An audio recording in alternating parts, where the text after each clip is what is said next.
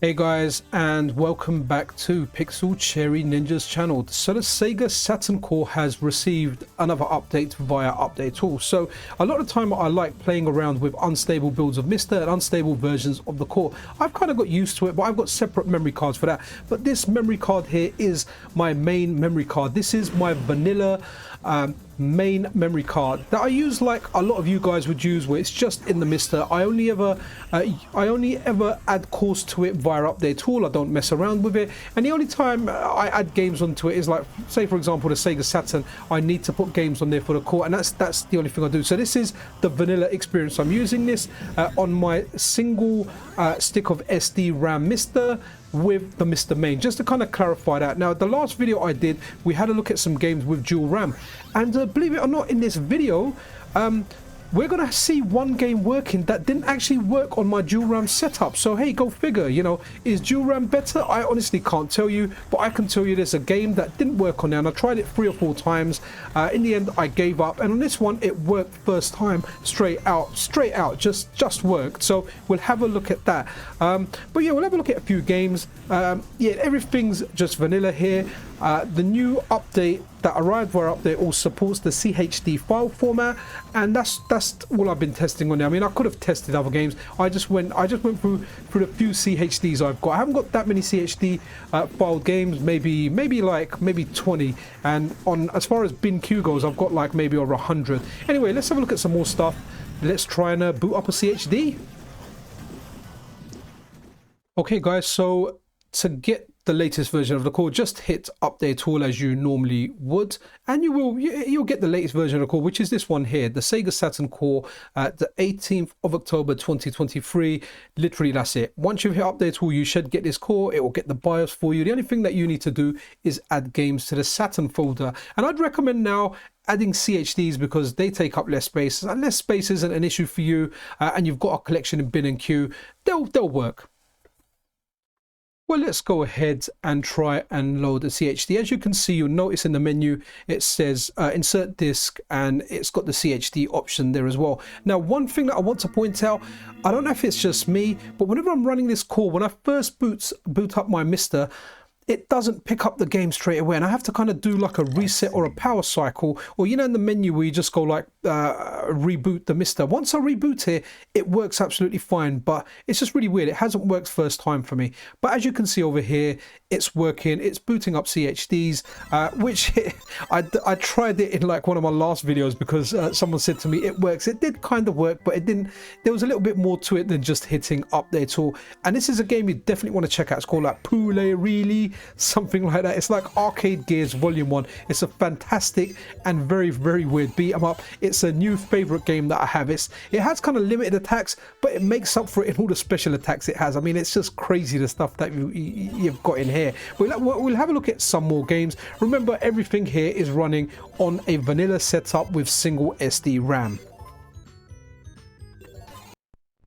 And while browsing archives on the internet, I found this a bootleg sample, and I was like, Bug, Virtua Cop, Mysteria, Wild Arms. Wow, it's a disc with lots and lots of games. But honestly, all it does, it just plays videos for different games. So I don't know why it's called like a bootleg disc. You know, you make a bootleg to run games, not videos of games, even though like the games it shows are cool games. But I guess at the time, you know, the Saturn, you're running a video, hey, kind of cool.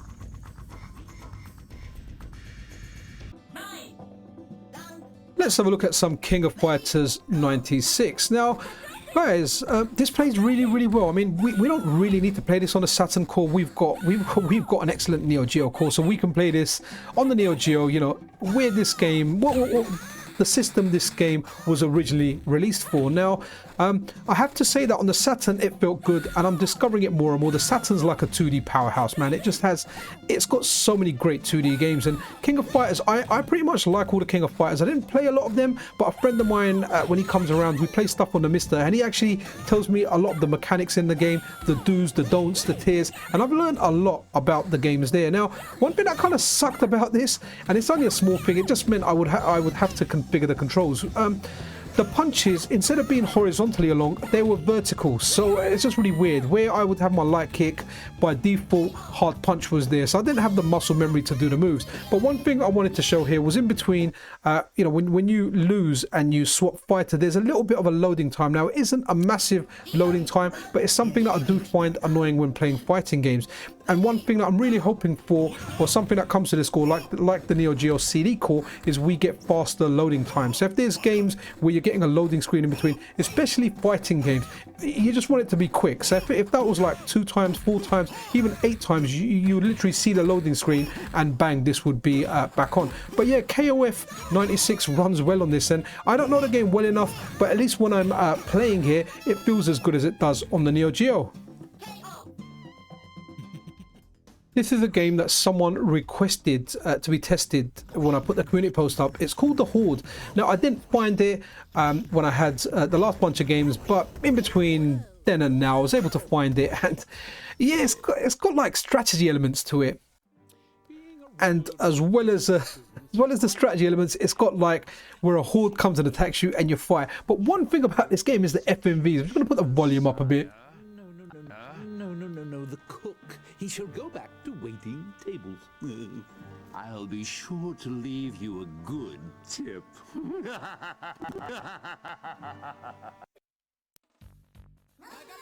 Let's check out the Sega Saturn version of Pocket Fighter. Now, this is a fun little charming game. It's 2 buttons from what I know.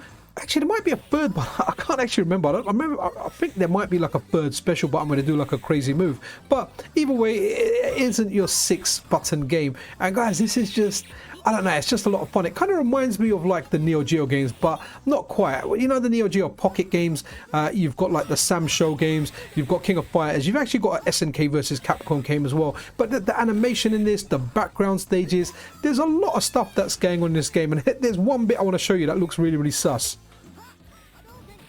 Okay, what exactly is going on in the background? I have no idea, but it just don't look right. A game that many of you like, or a series that many of you guys like, is Bug. Now, I played Bug 1 and I found it quite a chilled game that I did kind of enjoy. I didn't think it's the kind of game I would enjoy, but I enjoyed what I played of it on the Saturn. Now, this is Bug 2. You get a choice of 3 characters at the very beginning. And you know what, guys? I picked the guy with the afro because, hey, you know, if you have a choice to pick a character, when it's a guy with an afro, you're going to pick the guy with an afro. But I don't know, I just kind of preferred the original Bug. Maybe it's just this level, it's a little bit dark, and you know, the other Bug just kind of felt relaxing and refreshing. This one, maybe not as good. Maybe some of the levels are different. Let me know which one you prefer. Is Bug 2 the better game? At least for me, from what I've played, I definitely prefer Bug 1. Right, guys, at the beginning, you know, I said there was a game that didn't work on my dual RAM setup. Now, I have to try it again on the dual RAM setup. I don't know why it didn't work, but it kind of crashed on the loading screen, and I was expecting this game to crash as well on the loading screen, but on my single RAM setup, it just booted and it went into the game. Now, I've got absolutely 0 sound, so there is no sound for this game. It's not like the sound's low, the sound is just not there. And I know this is a game many of you guys like because, hey, we don't have an arcade core yet, and I guess the best way to enjoy it, FPGA way, would be playing it on the Sega Saturn. And that goes for, well, Outrun, we've got a core, haven't we? But Outrun's enjoyable on the Sega Saturn. What's the other one that we were having a look at? Space Harrier and Power Drift. So there's a bunch of games that we can enjoy.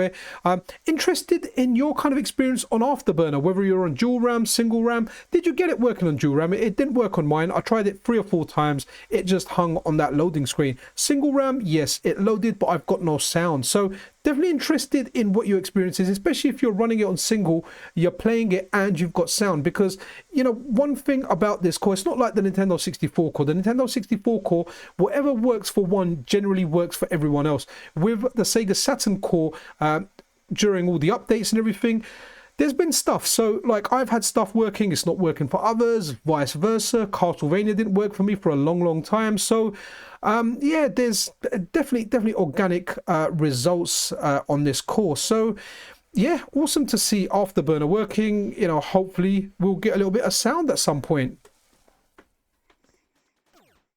Galactic Attack, another great shmup on the system, and guys, it plays really well. Like, it is just so super responsive. Honestly, it's like I'm playing an arcade game. Another fantastic one. You can shoot stuff in a lower layer, upper layer. It's just such a great shmup. But that's it for this video, guys. This is the last game in here. Honestly, enjoyed the Sega Saturn Core. Now, I know a lot of you guys in the comments say, hey, you're not going to bother with a Saturn Core until it hits up there tool. Well, it's hit up there tool. You can grab it now. It's just available for you. The only thing you need to do is get your own games. You can get it now supports CHD files, the .bin and .q files. Just whatever, however you want to play your games, just play them on there. Now, your mileage is going to vary on this. Some games aren't going to load. I mean, the majority of games I test do load. Some games will give you some issues. Like you saw there, Afterburner didn't work on my dual RAM setup, worked on my single RAM setup, but without the sound. And no doubt we'll be getting more updates for this core, and it's just improving. The Nintendo 64 core and the Saturn core in the last month have just come such a long way. And honestly, it's so amazing to play games on this system. There's a whole bunch of great 2D games. There's a whole bunch of great racing games. It is just a great system to test out, and honestly, with it hitting up there tool, you've got no reason not to try it. You know, try it out. Like, try it out for yourself. It is just awesome. But that's really it for this video, guys. I wanted to show you this. It's working. CHDs are working. It's just it's something great to try out. So yeah, take care of yourself, take care of each other. I'll see you guys around. This is Pixel Cherry Ninja out.